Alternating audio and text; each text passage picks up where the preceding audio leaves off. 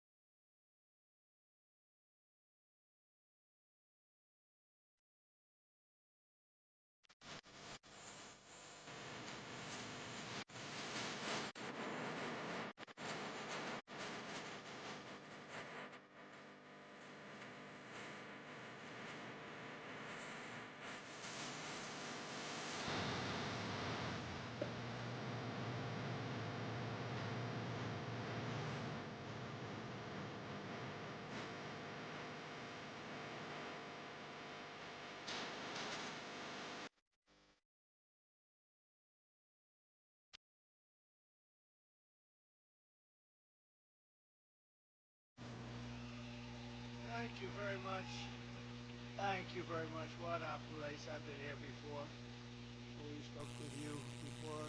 Who knew it was going to turn out this well, though, really? I told you we're going to do a lot of things. Nobody thought it was going to turn out like this. This has been crazy. But it's a true honor to be back at the Detroit Economic Club with the businessmen and women who are really the economic engine of America. That's what you are. You've become more of that since I've been in a lot more. Factories and plants are going to close, and now they're going 24 hours. I guess that Bill Ford, he's running his plant, 150 plant, 24 hours a day, round the clock. It wasn't running that way two years ago, I can tell you. But it's the complex that Ford Motor Company so cherishes. It was a pleasure to see that the crown jewel of Detroit auto industry is what they call it, is still going after 100 years. Can you imagine, over 100 years? I especially want to thank the president of the Detroit Economic Club, Steve Gregorian. Where's Steve? Steve? Where's Steve? Hi, Steve. Nice looking man. Nice looking guy. And board chair Sandy Pierce. Thank you very much, Sandy. Thank you very much. And we have some very special people here. We have a man who's doing a fantastic job. I get angry at him every once in a while, but very, very seldom. Because he's got what it takes. Treasury Secretary Scott Bessich. Scott? Hi, Scott. Hi, Scott. What a good guy. He's got a good pulse, doesn't he? Good pulse of what's going on. Thank you, Scott. He's been great. Michigan House Speaker Matt Hall. Hi, Matt. We did good in Michigan, Matt. We won the whole thing in Michigan, didn't we, huh? 3 times we won. You know that, right? They didn't give us credit the second time, but we won the second time. But we made the last one, Matt, too big to rig. Right? That's what you got. That's the only way you win races in many cases. I got to tell you, it's too bad. I think they should get voter ID. Wouldn't it be nice? The Democrats are totally against voter ID. Who's against voter ID? How can you even campaign? We are against voter ID. How do you not get voter ID? You know what it means, Matt? And you want to cheat, and they do cheat. It's terrible. Michigan Senator.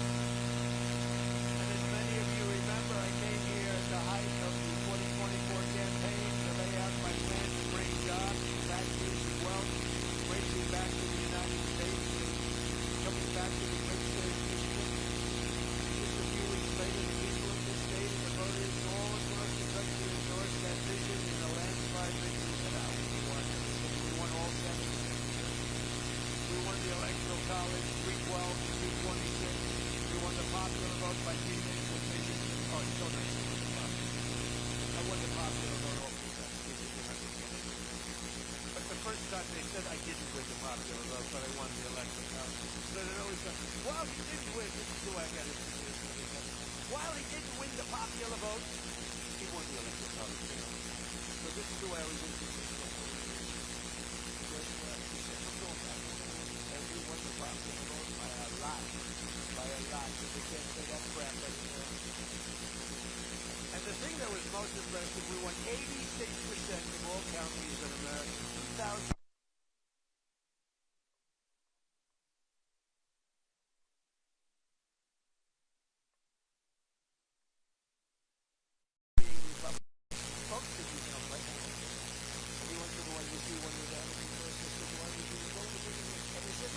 Republican, let's not try and change the voters' minds or things. Just do it that way. And the map is virtually all right. That was about the counties. That was the 2,700, 550, I think is the exact number. Most importantly, we won a historic mandate to make America great again. And that's what we're doing. We're making America great again like never before.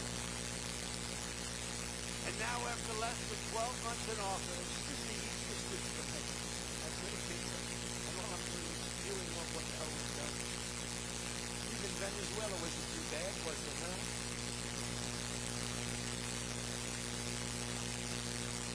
But you have people, Democrats, they say, I don't know if we should have started Venezuela.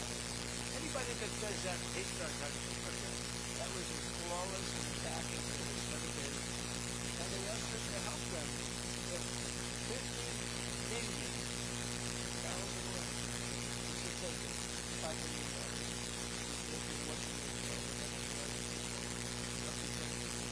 Amazing, but that was an amazing situation. But we did al-Baghdadi, flawless. We did Soleimani, flawless. We did the Iran nuclear, which would have been very bad. You wouldn't have peace in the Middle East, flawless. We did them all flawless. I want to keep it going that way, too. I like flawless. Think about Jimmy Carter, the great Jimmy Carter, the helicopters crashing, the hostages all over the place. Remember that one? Think about Sleepy Joe Biden with Afghanistan.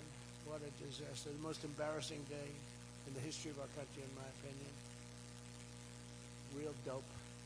Now, after less than 12 months in office, I'm back in Michigan to report to you on the strongest and fastest economic turnaround in our country's history. It's really been historic. There's never been, we're not 12 months, we're through 11 months. We've got $18 trillion being invested in our country. The most of any country ever was 3. We're at 18. There's never been anything like this. You are so lucky I allow you into this room to even be with me. I'm kidding.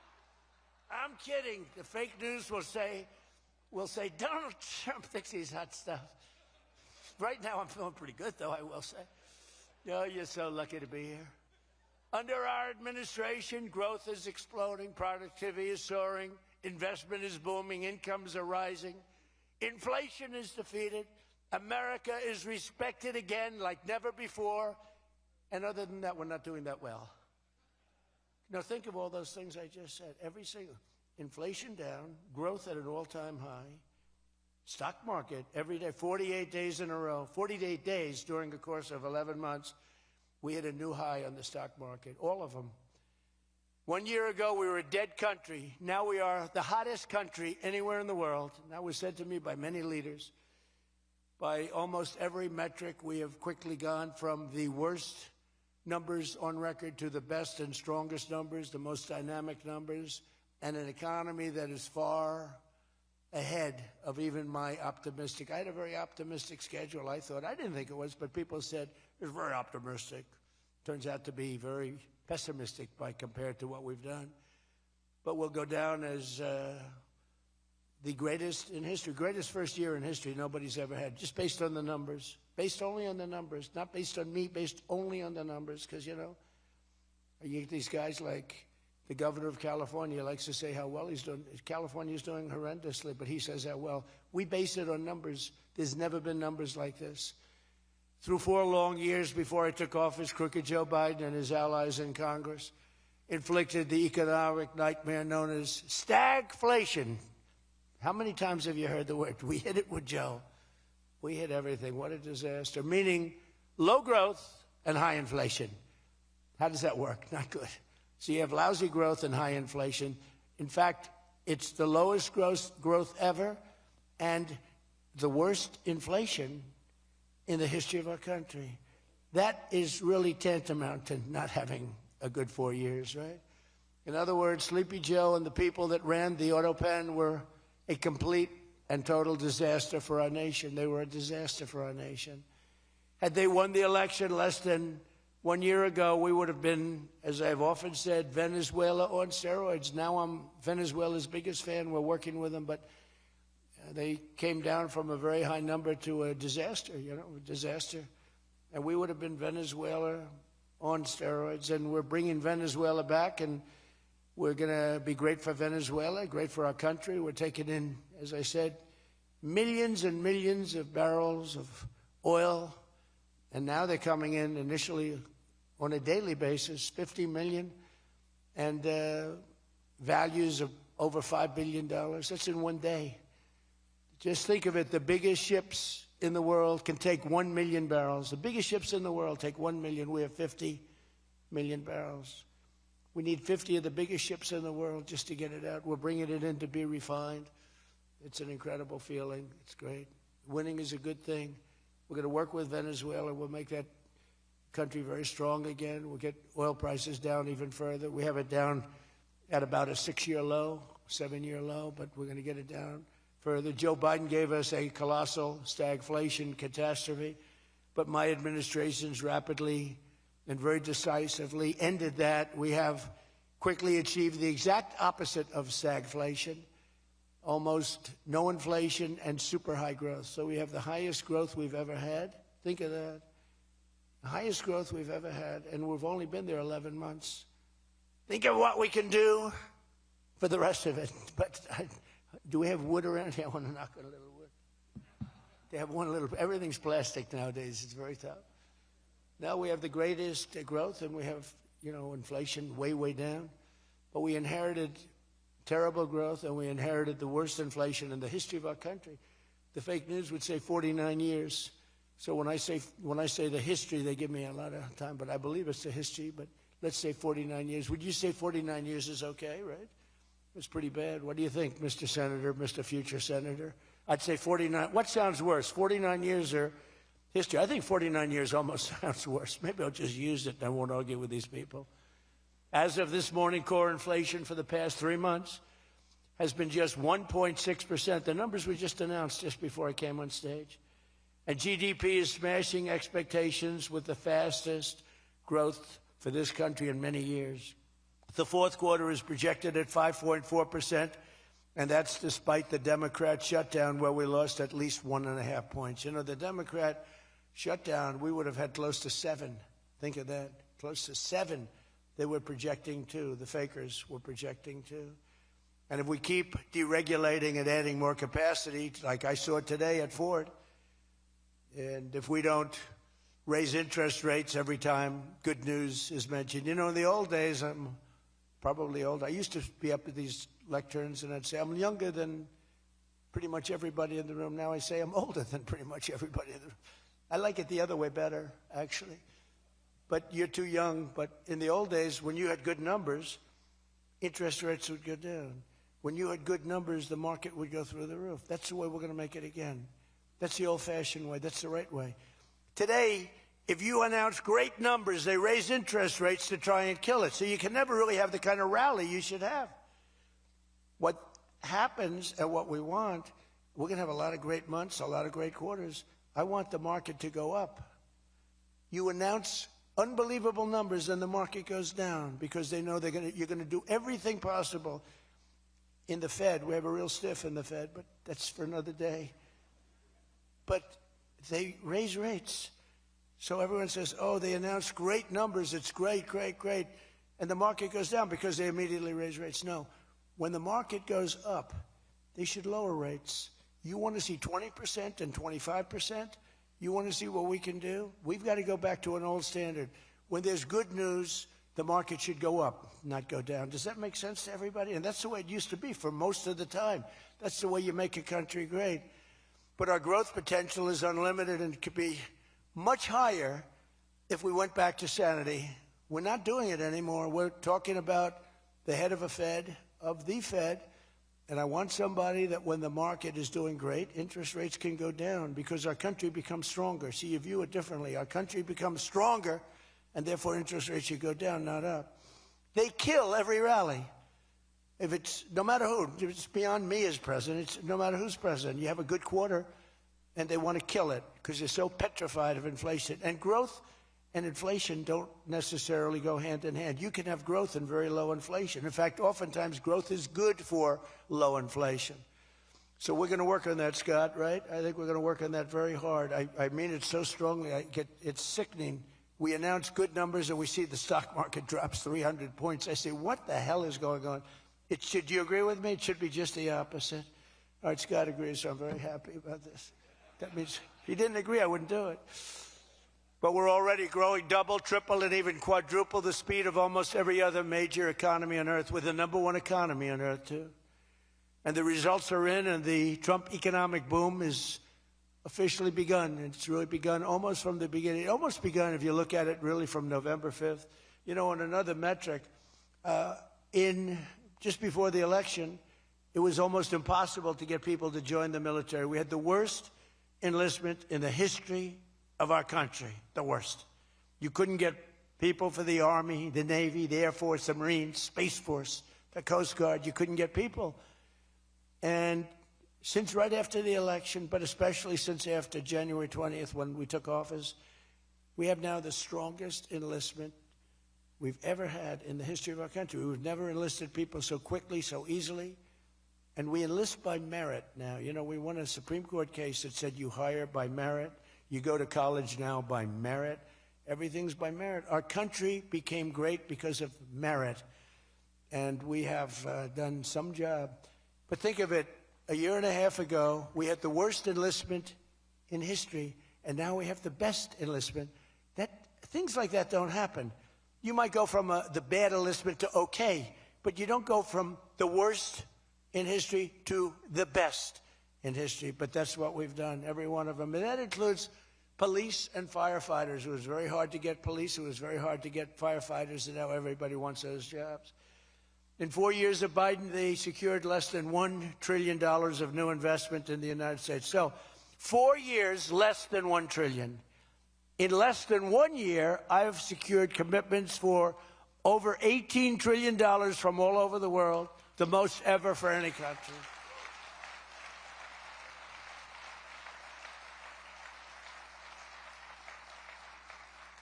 Think of that, though. They did, and I'll tell you what, had she won, it would be a disaster, because you would have people leave. You would have not had $1 trillion. You would have had $5 trillion, $10 trillion leaving the country, and your welfare would have doubled. When you look at what's going on in Minnesota, is that a disgrace? Is that a disgrace? But we'll talk about that. Under Biden, we had the highest trade deficit ever recorded, losing more than $1 trillion every single year. How about that? It was killing Michigan, and everywhere else in our country was being absolutely destroyed. But in a matter of months, largely because of tariff income and the election result, we've slashed that gaping trade deficit by, in a short period of time, 62, it just came out, 62%. People are stunned. The fake news back there, look at those cameras rocking and rolling. No, the fake news back there is, they're very upset about it, actually, but they're stunned. They can't believe it. We cut our trade deficit in actually 10 months was when the number came out. We cut it by 62%. It's going to go better than that now. The stock market is now the highest in history since the election. We've set all of those records, and I think an all-time record that's so important to me because so many people have them is boosting 401ks and retirement accounts for millions and millions of Americans, people that are in the police departments, the fire departments, people that are construction workers. A policeman came up to me recently, a nice guy guarding me. He's a perfect guy to guard me. He was a massive guy, big, strong guy. He said, "Sir, you made me look so good in front of my wife. My wife thought I was a horrible investor because every time I invested, we lost money. And we have a 401k, and I'm up like 85%. She thinks I'm Warren Buffett. She thinks I'm brilliant. She's now calling me brilliant. It makes my life much easier. I love my wife much more now. She calls me brilliant every time." I said, "Don't worry, you're going to do even better for the next 3 years." But one of the biggest reasons for this unbelievable success has been our historic use of tariffs. There was the tariff that made America strong and powerful in past generations, and then we got off it and we went to the income tax system. Great going, fellas. You know, we were the strongest in 1887, relatively speaking. That was around the McKinley time, and Teddy Roosevelt and some others, but we were really strong. It was all tariffs. And I know what happened. Some of these countries got together and they say, "Hey, convince the United States that it's no good, the tariff system is unfair to us." And so some genius, I know who, I don't want to get into it, but some genius said, "Oh, let's go to an income tax system." So instead of foreign companies and countries paying everything, the people started paying. And then after that, you had a depression, but that was a long time. That was in like 1913, you had the tariff switched into income tax. And then in and they like to blame tariffs. You ever notice they blame tariffs? No, they brought tariffs back in 1932. They brought them back to try and save the sucker. But it was in 1929, because a lot of people, you know, the anti-tariff people. Now, an anti-tariff person is a pro-Chinese person, like Coke. This guy's fought me in every election I've ever been in, and I've kicked his ass. He inherited a lot of money, and I don't know the gentleman. But he fights me, and then he goes out and says, "I made more money with Trump than I ever made in my life." And then he supports these other people that were total losers. Gives them a lot of money, but he made more money. Everybody makes money with me. I always made money for people. Now it's tariffs that are making money for Michigan, and the entire country is stronger and safer and richer than ever before outside of that period of time. No, if they had what was called the Great Tariff Act of 1887 or something like that, and it was a great group of people like yourselves. They picked really smart people to sit on a committee. They had so much money they didn't know what to do with it, and they wanted to have the money given away. You know, we built the Panama Canal out of tariffs. We did a lot of things. Panama Canal was the single biggest investment, relatively speaking, that this country's ever made. Would be the equivalent of trillions of dollars today. And Jimmy Carter gave it away for $1. It was also the most profitable thing ever built. Thing. In other words, like buildings or casinos or anything, the most profitable thing ever built was the Panama Canal. And brilliantly, Jimmy Carter thought the country of Panama should have it, even though we lost 36,000 people to the mosquito. You know that, right? To the mosquito and a certain snake, which was not a very nice reptile. This was a brutal reptile. You got bit, it was over. It was just say, bye-bye, everybody. We lost 36,000 people. Malaria, the mosquito, and the snake. And he gave it away for $1. Well, at least we got $1. That's better than most of those guys do. We got $1 for that. Most expensive thing ever built, most profitable thing ever built, too. Makes so much money. Every prediction the critics made about our tariff policy has failed to materialize. The evidence shows overwhelmingly that the tariffs are not paid by American consumers, that they're paid by foreign nations and middlemen. And Scott went over that with us before, and they're paid by middlemen. They raise the thing. Countries get involved. They pay them because otherwise they won't have companies. They won't be viable. And we're the big beneficiary. Once again, the so-called experts were 100% wrong, and Trump was right. People of Michigan were 100% right. You elected the right guy. Have you had the other person, everybody? We wouldn't even be having a meeting today, probably. There'd be no meeting. The economic club would be saying, like, man, we're doing bad. It's going to be awfully tough to get people to show up. This is going to be tough, the chairman. This is going to not be a good day for us. We don't want to have, let's cancel the meeting immediately. The Trump tariffs have delivered us trillions of dollars of new investment, unprecedented new partnerships on minerals, rare earths, defense, and artificial intelligence, and historic levels of foreign military sales. You know, you have the Supreme Court now going to rule on whether or not we can use tariffs. Can you believe this? A case brought about by people that are China-centric, foreign-centric, but China-centric. I wouldn't want it if I was China either. You know, China's one of our biggest taxpayers right now.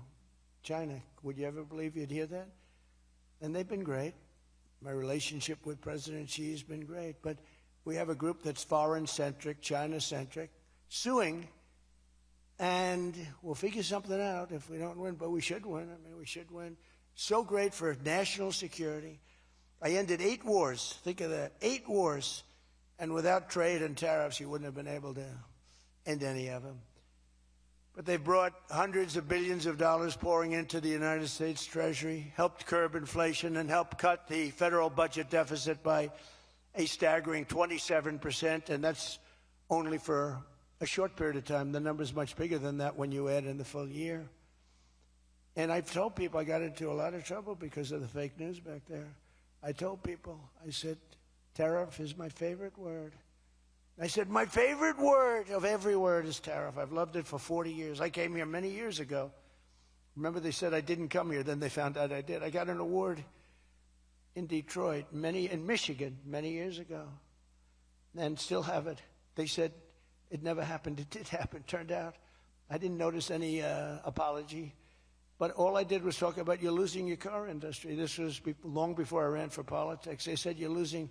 I said, why are you allowing these foreign nations to take your car? You know, you lost 57% of your car industry. The good news is you're getting it back. But I said, why aren't you using tariffs? I've been very consistent, I will tell you that, for years and years. Even as a private businessman, for years I used to, because I get, for whatever reason, a lot of publicity always. I don't know if that's good or bad, but it happens. And I talk about the importance. But I said recently, I said, tariff is my favorite word in the whole dictionary. There's no word. And I took a lot of heat. They said, what about your wife, your children? What about religion and God? What about Jesus? So I said, all right, it's my 5th favorite word. And since then, I've been fine. They hit me hard, these people, the fake news. They were killing me over tariff. He likes tariff more than his wife, more than religion. He likes tariff more than anything. What a disgrace. So I now call it number 5, and I'm in good shape. That was a rough day. It's my favorite word, and I got killed. Every word, you know, when you go up here, you take a big chance, especially me, because I go off teleprompter about 80% of the time. But isn't it nice to have a president that can go off teleprompter?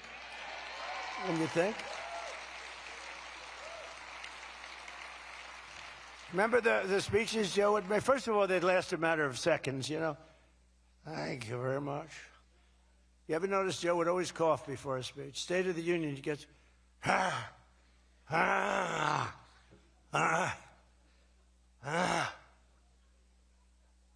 ladies and gentlemen. And then it would be like very short. Although the one time they had him spruced up pretty good, remember, he was high as a kite. He was floating, he was up there way up. That was a bad speech. But, hey, he got through it, you know, he got through it. If you call it getting through, this country was so, can you imagine allowing 25 million people into our country, many of them criminals, many of them murderers? What he did to this country, what they did, because it was the people surrounding that beautiful, resolute desk. But just as I promised you that I've imposed a 25% tariff on all foreign automobiles, I'm standing up for the American auto worker like no president has ever stood up before. You know, those tariffs are keeping the foreign auto workers. Now, if they want to come in and build a plant and hire you and hire your friends and your neighbors, that's great. I love that. Let China come in, let Japan come in. They are. And they'll be building plants, but they're using our labor. U.S. auto factories are now seeing more than $70 billion of new investment. Think of that. They were leaving. They were all going. They were going in the opposite direction. Now they're pouring back. It's the greatest. Nobody's ever seen anything like it. And much of that money is coming right here to the car-making capital of the world, Detroit. You lost, I mean, so many places. Since I took office, Ford has announced it will invest $5 billion across its Michigan and Kentucky plants, creating 4,000 new jobs. GM is moving production of the Chevy Blazer and Equinox from Mexico right back here to America. Right? Is my favorite auto worker here by any chance? You know who I'm talking about? What happens? Where's Brian? Brian, oh, I see. He made some cash. He's have to fly. Oh, he's been very disloyal to Detroit. We're going to have to. He is such a great guy, right? Man, that guy fought for me when it wasn't the popular thing to do. He fought for me from day one. Well, you tell him I said hello to him, all right? That guy, he got it. 4 years ago, he got it, right at the beginning. He understood it better than anybody, better than the great economists. They had no clue. And Stellantis is investing $13 billion to expand its U.S.-based manufacturing plant by more than 50%. Stellantis doing a good job. Never before has an administration achieved such sweeping and dramatic turnarounds as has taken place just in this very short period of time. I mean, you're talking about 11 months. 11 months and you have a different business. 11 months and you're booming. I just spoke to an AI guy, and that's booming too. You know, we're leading China in AI by a lot. I'm letting them build their own electric plants because people are saying, you know, the amount of electricity they need twice as much as electricity currently in the United States for every other business, home, factory. They need double. So I said, we can't do that. And then I had the idea. When they build these $50 billion plants, I'm going to let them build, and they're already building big electric plants to take care of their plant. And any excess electricity, they'll sell it back to our country. It's an unbelievable, and therefore, we're going to build, I think if they really added, you know, you hear how much, and I have great respect for China, but you hear they're building a lot of electricity, but we are too. But we're having it built privately. They're going to own their own electric. They're becoming their own electricity producer. And when they heard this idea, they thought it was great, but they didn't take it seriously because they said it's too good to be true. But then they realized that I was serious. So we're getting them 2- and 3-week approvals. They don't have to wait for 20 years before they get rejected. You know, in the old days, they had to wait for 20 years, and then they get rejected at the end of 20 years. Guys would give up their whole career trying to get one approval, and then they get rejected. In every aspect of our agenda, we're putting America first, and nothing will stand in our way. Nothing's going to stand in our way, nothing. So one of our top priorities in this mission is promoting greater affordability. Now, that's a word used by the Democrats. They're the ones that cause the problem. The one thing, they stick together. They don't have some of the people that we have. I don't know, it's a genetic thing. It's something in the blood. We got some real losers. Mostly great, but I wouldn't use the name Romney because I'm in his sort of territory, so I would never use that name. But all right, I'll use it. They don't have a Mitt Romney that votes against everything. They don't have a Rand Paul that votes against everything. I got him elected twice. He was a stone-cold loser.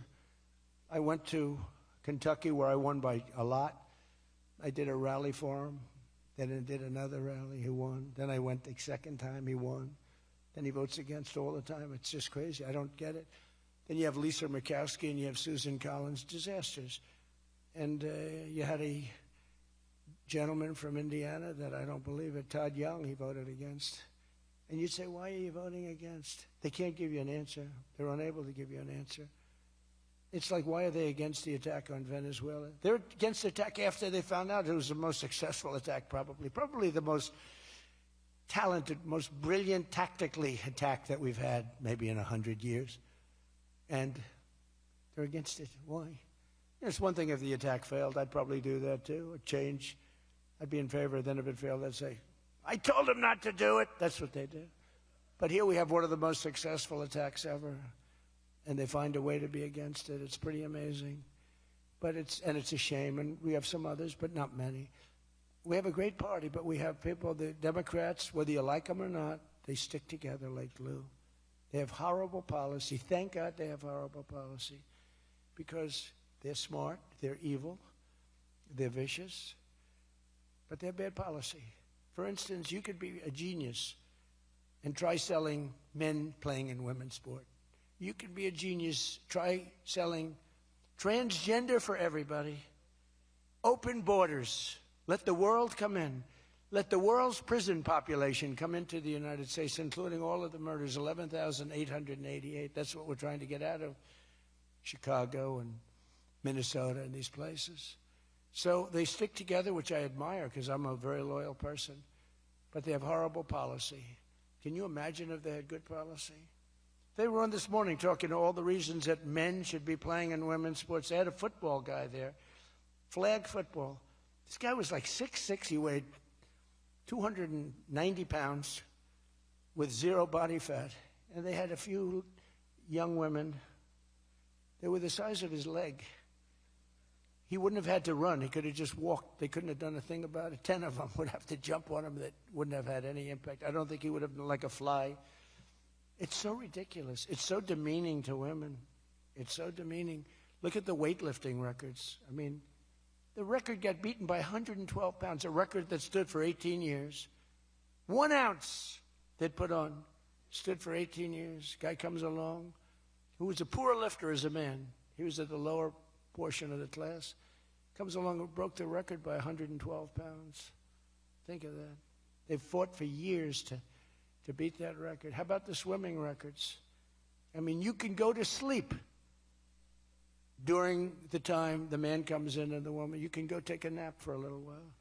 How about the long-distance race that took place not so long ago? Long distance, these marathon deals. They had top men, top women. The man came in. The woman came in 5 hours and 14 minutes and 36 seconds behind the man. Think of it. You're waiting. The man comes in. Now you're waiting 5 hours. What do you do if you're the parents? You go home and sleep for a while. Who the hell wants that? It's so demeaning to women and who are great athletes. It's so demeaning to them, and it's right now in the Supreme Court. I can't believe it would even go to the Supreme Court. I mean, could you imagine 20 years ago talking about men playing in women's sports? They'd think you're crazy. Or transgender for everybody? If you said there will be no mutilation on children, that's one of my standard lines. We will not allow the mutilation of a child. Can you imagine having to say that 15 years ago? People would say, is that guy crazy? Of course we won't. But we're living in a different time. It's a crazy time we're living in. After real wages plummeted by $3,000 under Sleepy Joe Biden, real wages are up by $1,300 in less than 1 year under President Trump. For construction workers, wages are up 1,800. Don't forget, they were down 3,000. Factory workers over $2,000, and for many other workers, over $5,000. And I just gave the military, because we're doing so well, we're taking in so much money with the tariffs, I just gave them 1776. You saw that, right? Did you see that? They had 75, and I said, you know, if you had one more dollar at 1776, they said, that was a good idea. We could afford one more dollar. We gave them 1776. Meanwhile, grocery prices are starting to go rapidly down. Rent is down. Airfares are down. Hotel rates are down. Cell phone prices are down. And we're just getting started. But more importantly than going down, our growth is through the roof. It's way up. Among my first acts in office was to end the radical left war on oil and gas and stop the crusade to kill American energy, and frankly, to open up cars so that you don't have to have an electric car. I love electric cars. I think they're great. I like Elon a lot. I don't think he was too happy with my policy of opening it up, and I can understand that. But I've been saying it for 4 years. They wanted everybody to have an electric car in a very short period of time. There was no way to build the stations. There was no way to get it done. I want you to have gasoline-powered cars. I want you to have electric. I want you to have hybrids. I want you to have everything. Hydrogen, I don't know about. I'm hearing it's not testing so well. It's fine, except when there's an explosion, you're a goner. Now, have you heard that with hydrogen? One guy's trying to sell hydrogen, and I say, yeah, but, sir, that only happens 1 in 100. Oh, great. When it happens, they find the body like 300 yards down the road. So I said, I'll pass on hydrogen. Maybe there's something I don't know about, but is anybody in the hydrogen car business? Gasoline is now under $2.50 a gallon in 17 states and under $2 in many places. We have some states it's $1.95, $1.99, $1.97. As we speak, these are gas stations, and think of that. We have gas stations in the Detroit area where you can fill up for less than $2.30 a gallon, whereas 2 years ago it was $4.50, and in many places it was way over $5. Think of that, $2.30. You see it. That's like a massive tax cut, which we gave you under the great big beautiful bill, by the way. No tax on tips, no tax on Social Security, no tax on overtime. And with our extremely successful operation in Venezuela earlier this month, that number soon is going to go lower because we're going to have a lot more energy. We're going to have a lot more, as opposed to a country that's going to be totally shut down. No fuel, no gasoline. And it's, you know, they say it's got more than Saudi Arabia. Who knows? It's got a lot. And by the way, to all Iranian patriots, keep protesting. Take over your institutions if possible. And save the name of the killers and the abusers that are abusing you. You're being very badly abused. If the numbers are right now, I hear 5 different sets of numbers. I hear numbers. Look, 1 death is too much. But I hear much lower numbers, and then I hear much higher numbers. But I say save their names because they'll pay a very big price. And I've canceled all meetings with the Iranian officials until the senseless killing of protesters stops. And all I say to them is help is on its way. You saw that I put tariffs on anybody doing business with Iran. Just went into effect today. And I say make Iran great again. You know, it was a great country until these monsters came in and took it over. And it's all very fragile. It would have happened to us, I'm telling you. If I didn't win this election, it would have happened to us. In the coming weeks, I will be laying out even more plans to help bring back affordability. And again, remember, that's a fake word by Democrats. Prices were too high. They caused the high price. They never want to talk about affordability. They always go, this is an election about affordability. I say, they caused it. But they're good at that stuff. They're good at that stuff. They're fake. And they're good at that stuff. It's an election about high prices that was caused by the Democrats and that I brought down a lot. And remember, when you see energy coming down like I brought it down, and gasoline coming down, that brings everything else down. It's so much bigger than any other factor. When gasoline gets to be $1.99 a gallon, everything comes down. The donuts come down, the truck that delivers the donuts, the stove that makes the donuts, the whole thing, it all comes down.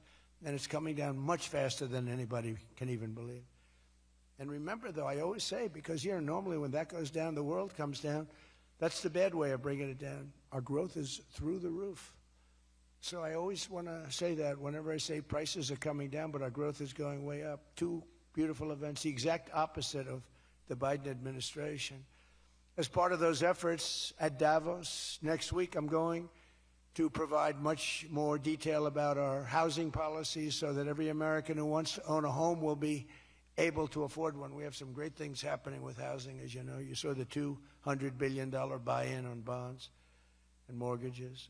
This will include a ban on large institutional investors buying up single-family homes all over the country and making it impossible for people to buy a home. And I've also announced that the U.S. government is purchasing $200 billion of mortgage bonds to bring down mortgage rates, and it's had a huge impact. It's already started. And just last week, the average 30-year mortgage dropped below 6% for the first time in many years. It's coming down very rapidly, and that's not with the help of the Fed. If I had the help of the Fed, it would be easier. But that jerk will be gone soon. In addition, I proudly called for the credit card companies to cap interest rates at 10% for 1 year because they're getting 28% and 30% and 32%. And it's unfair. The rates are way too high. To provide further relief to hardworking Americans, we'll also be confronting one of the biggest factors in driving up prices, the monstrosity known as the Unaffordable Care Act. You know what that is, right? It's Obamacare. It's a great name, Unaffordable Care Act. Nope. Did anybody ever think of that one before? It's true. It's the Unaffordable Care Act. Obamacare was a gift to make health insurance companies rich at the expense of the American people. In particular, the so-called enhanced premium tax credits were a corrupt payoff to the insurers, whose stock prices went up more than 1,000% after Obamacare was signed. I want the same money I want it to go directly, very simple. I want the money, those big amounts of money paid for by the government, to go directly to the people so they can buy the health care that's right for them. They can negotiate their own deal, health care savings account, but they'll buy their own health care, and everybody loves it. That's why later this week I'll announce our health care affordability framework that will reduce premiums for millions of lower drug prices, delivering price transparency and demand honesty and accountability from insurance companies all over the country, all over the world, actually. Healthcare costs will come down very fast with my most favored nation executive order. We're doing most favored nation drug prices. When we would have drug prices stay the same, everybody thought it was great. They're going to be coming down thousands of percents. We're standing up to special interests and slashing prescription drug prices by 300, 400, 500, and even 600% and more. I mean, think of that. On that alone, we should win the midterms in a landslide. I'm doing favored nations. The country that pays the lowest price in the world is the price that we're going to pay. And we got that because of tariffs, because I said to the countries they wouldn't approve it. The drug companies were tough, but they were fine. But they said the countries will never do it because you have a pill that sells for $10, you have to sell it for 20 or 30, so you'd have to double or triple the price of their health care there for prescription drugs. Ours would come down from $130 to $20. Theirs would go from 10 to 20, the world being a bigger place. And it was unbelievable, but the countries wouldn't do it, so I called the countries. I said, if you don't do it, then I'm going to put a tariff on you. And the tariff's going to be 20 times more than the cost that you're having to pay for fair health care. And every one of them said, sir, we agree with you 100%. We would be honored to do it. It was really rather amazing. We could never do it. So think of that. You have most favored drug prices. Your drug prices are going to go down like from $100 to $10. Nobody can believe it. And we can't get the fake news to write about it. It's the biggest thing to happen in medicine. It's the biggest thing to happen in healthcare. And I cannot get the New York Times, I cannot get anybody to write about it. When we got it done and we announced it, it was on a page way in the back of the New York Times. Same with others. They don't want to talk about it. You know why? Because it's so good. It's the biggest thing to happen. Over the past 12 months, almost every promise I made to you right here in 2024 has been kept. I've kept all my promises and much more. I mean, I've given you much more than I gave you promises, and I produced much more than I said I was going to produce. I gave you the largest tax cuts in American history, cutting taxes across the board in the great, big, beautiful bill. And as I told you, I mean, who would have gotten you no tax on tips, as I said before, no tax, I say it over and over again, no tax on overtime, no tax on Social Security for our seniors. Any senior should be voting for us because the Democrats won't do this. It doesn't work for them. And we also made interest on car loans fully tax deductible so that when you go out and buy a car, if you have a mortgage or you get a loan on a car, you're allowed to deduct interest for the first time ever. That's never happened before. But only for cars that are stamped with the beautiful words, made in the USA. In other words, we're only letting that take place if the car is made like in Detroit or in the USA. Our tax cuts also provided 100% bonus depreciation on all new equipment and capital investments, meaning that for any manufacturer looking to bring production back to America, you can write it all off, everything, not in 38 years, not in 44 years, in 1 year. You write the whole thing off in 1 year. That's the biggest thing there. I think that's the biggest thing. That's the big job producer. And I've cut an unprecedented number of burdensome regulations. We're number one in the history of our country in cutting regulations. I promised to cut 10 old regulations for every one new regulation. So if we put on a regulation, the only way I'll allow it to happen is if the secretary, like Scott Bessent, cuts 10 old regulations. But instead, last year we actually cut 129 regulations for every one that we put in. Think of that. So nobody's ever cut regulations like I have. I terminated the insane electric vehicle mandate and ended the war on internal combustion engines once and for all. Those engines were gone. And some people like them. And if they like them, great. And if they like electric, if they like any form of propulsion, any way you want to propel your car is okay, except for a couple of them, as I discussed. I permanently stopped Joe Biden's ridiculous CAFE standards. You know what the CAFE standards are? They're standards that make it impossible for you to build a car affordably. They make it impossible for a car to really work right. The CAFE standards sound so nice. The CAFE standards, it's environmental standards that are impossible to meet. And we're canceling the EPA's absurd tailpipe emission standard, one of the worst ever. And I revoked the California emissions waiver to stop San Francisco communists from regulating automobiles all over our nation, all over our world. Boy, I have done so much for the car industry. It's crazy. Nobody thought it was possible to do this. And that's why your industry, and not everybody's in the car industry. How many people are in the car industry in this room, in one way or another? That's a lot, relatively. It's not bad. Another urgent priority for bringing down the cost of living is to stop the colossal fraud that is bleeding American taxpayers absolutely dry.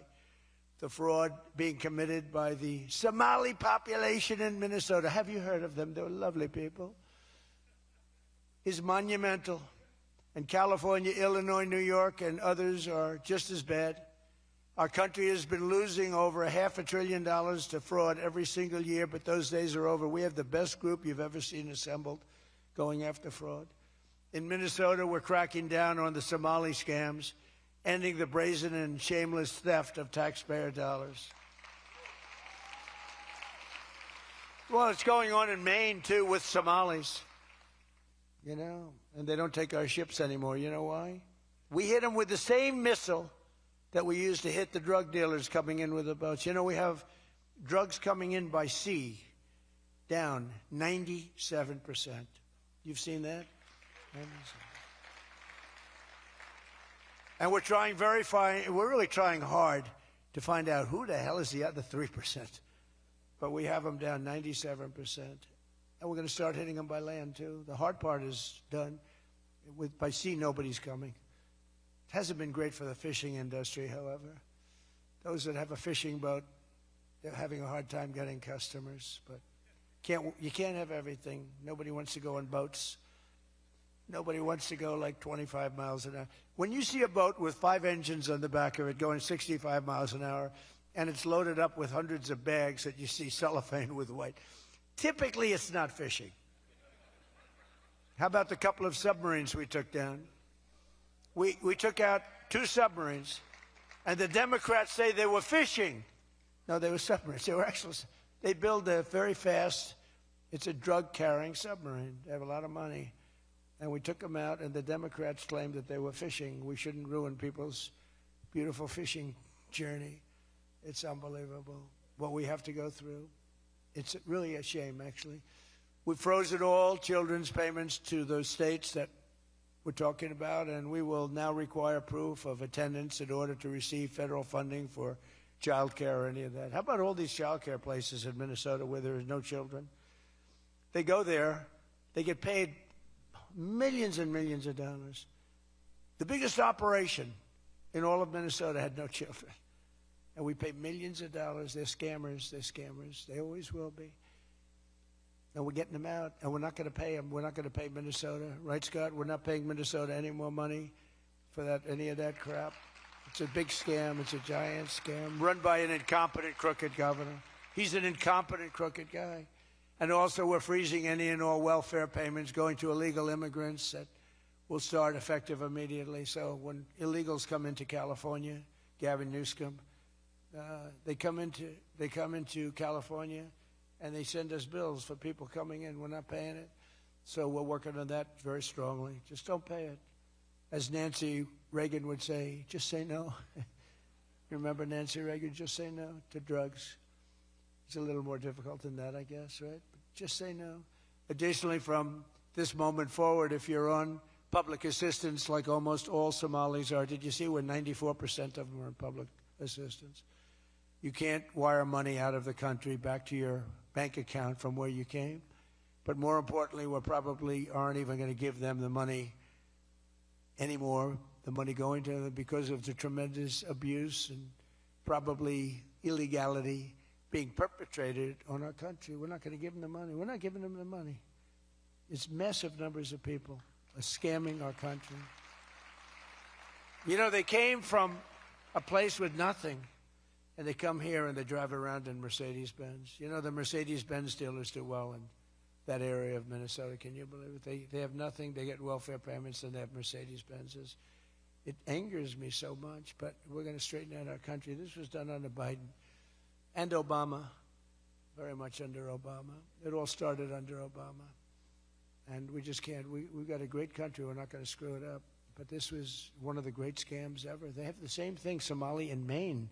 Who would think? I never saw that happening. But in Maine, it's really crooked as hell, too.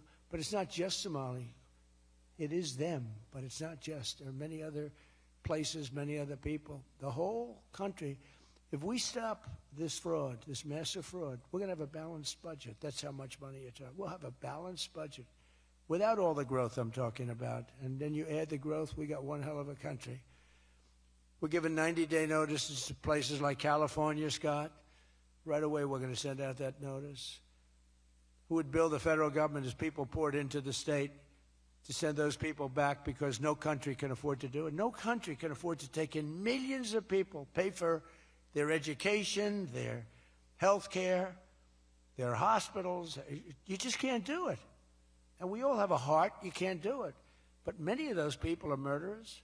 They're people released from jails, prisons, mental institutions, insane asylums. They're people that are drug dealers. They're addicts. Additionally, starting February 1st, we're not making any payments to sanctuary cities or states having sanctuary cities, because they do everything possible to protect criminals at the expense of American citizens, and it breeds fraud and crime and all of the other problems that come. So we're not making any payment to anybody that supports sanctuary cities.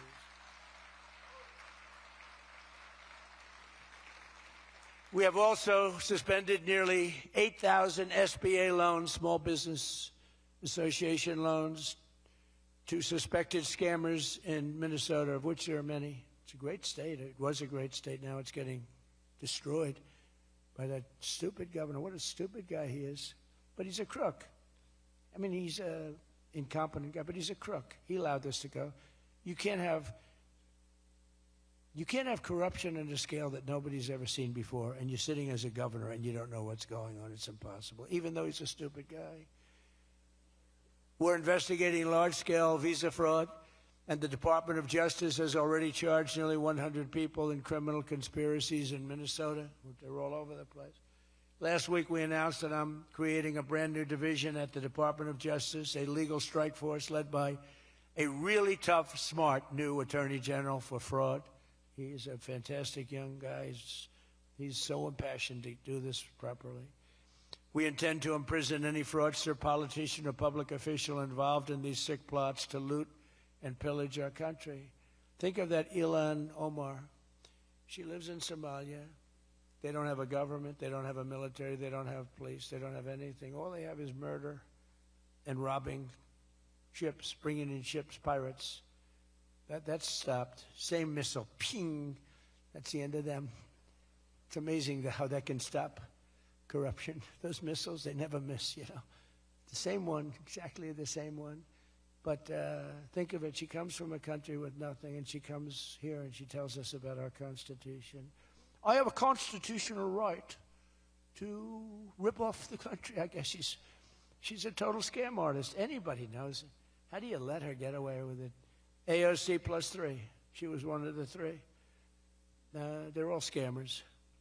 They're so bad for our country. They're so bad for our country. Our ICE operation in Minnesota, for example, is finding hundreds of killers, violent predators, and child rapists, some of the worst criminal offenders anywhere in the world, murderers all over the place. All we want to do is get them out. Did you see the pictures that we put up? Hundreds of them. Murderers wanted for murder, wanted for the worst drug selling. One of them is one of the biggest drug dealers in the world. And vicious, sells bad drugs too. Bad drugs, like if you take a tiny little morsel, your child is dead. And we're getting them. But it's hard to get them because they make it so impossible for you. And you wonder why. Why would they do that? You know, do they want to live with murderers? Do they want to live with these people that are emptied out from prisons? They have a lot of people. One of the reasons I was so angry with Venezuela, they emptied their prisons almost entirely into the United States of America. Tren de Aragua was the gang, one of the worst, probably the most violent gang there is anywhere in the world, they say. We're getting them out. We've got a lot of them out already, but we're getting them out. We're also going to revoke the citizenship of any naturalized immigrant from Somalia or anywhere else who is convicted of defrauding our citizens. We're going to get them the hell out of here fast. And if you come to America to rob Americans, we're throwing you in jail and we're sending you back to the place from where you came. We're throwing you right in jail. And they know it, too. And one of the reasons they're doing these fake riots, I mean, they're just terrible. I mean, you see it's so fake. Shame, shame, shame. You see the woman, that's all practice. They go practice. They go to areas, they take hotel rooms, and they all practice together. It's a whole scam. We're finding out who's funding all this stuff, too. We pretty much know. But in conclusion, as we liberate our country from this cultural scourge and the plague of corruption and fraud, we'll rediscover the natural energy and native spirit that truly makes America great again, like we're doing with Detroit and Michigan.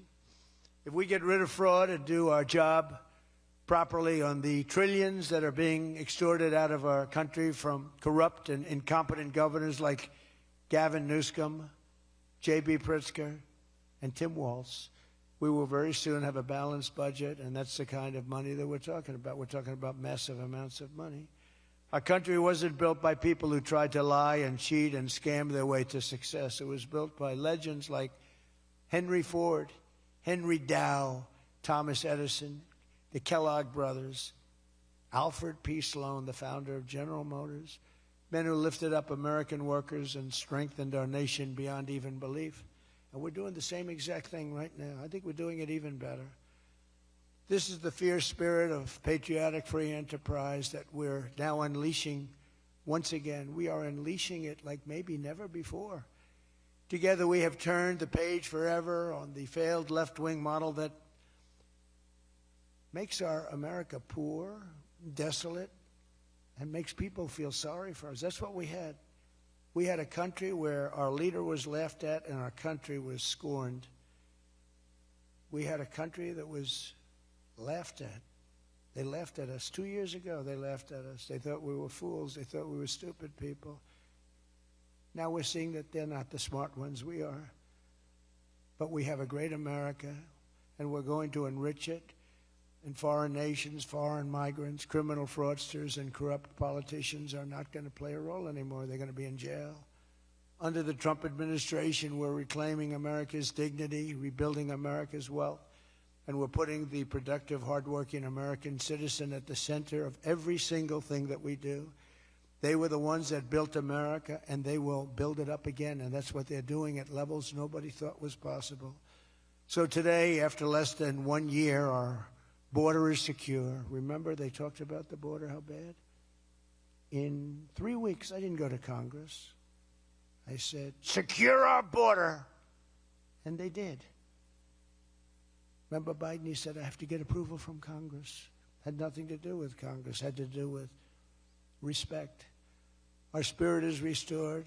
Inflation is stopped. Wages are up. Prices are down. Our economy is booming like I think you'll see soon, like never before. Our military is strong and unprecedented. I rebuilt our military in my first term. Our workers are thriving, and our auto industry is returning to the country where we all began and where it all began, and frankly, a country that we love. The United States is winning again, and we're rapidly making America and the great state of Michigan greater and more prosperous than ever before. I want to again thank the Detroit Economic Club. You do a fantastic job, so respected. God bless you, and God bless America. Thank you very much, everybody.